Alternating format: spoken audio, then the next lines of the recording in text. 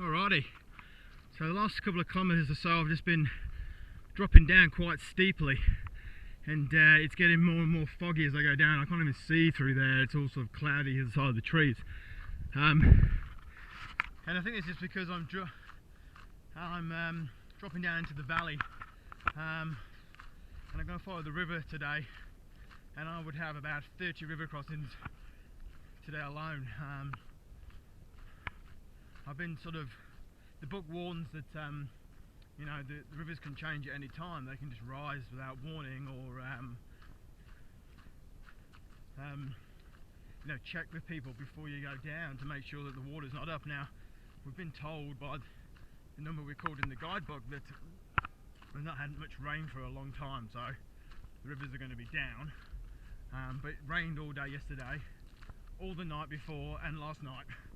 So it doesn't hold much luck, does it? But I suppose if it's you know, if they're really deep crossings when I get down here, then I'm gonna have to turn around and just go back, and Vicky'll have to come all the way back and pick me up from there. But who knows? You've got to use your head a little bit on these and just think, well, you know, it's old stock routes, and the stockmen are not going to try and tackle real wild, big, deep rivers. So let's just hope they're just a bit like the ones I crossed when I was going up to Butcher Country. They were sort of, you know, knee deep.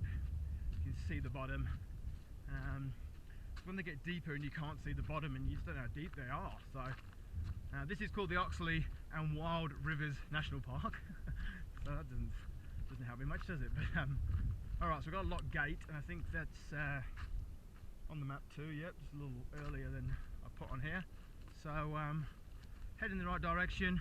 Got the first sort of 10k, probably a little bit more down, and done and dusted. So yeah, I get into the valley, and hope to have some great pictures and things to show you.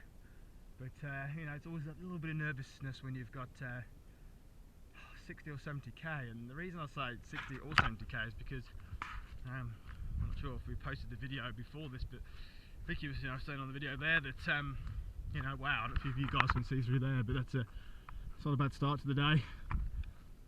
Pretty beautiful through there.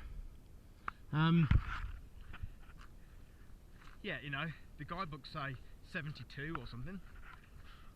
My Garmin says 60, which I'm more happier with.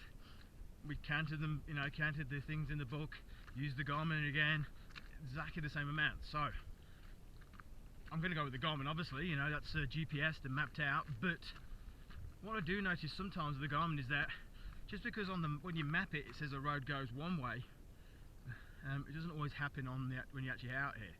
So it's a worry, but it just means I've just got to just crank on with it and just get on with it. Not sure you guys can see through there, but it's just all foggy, just beautiful rise up out of the valley down there. So anyway, post you a bit later on.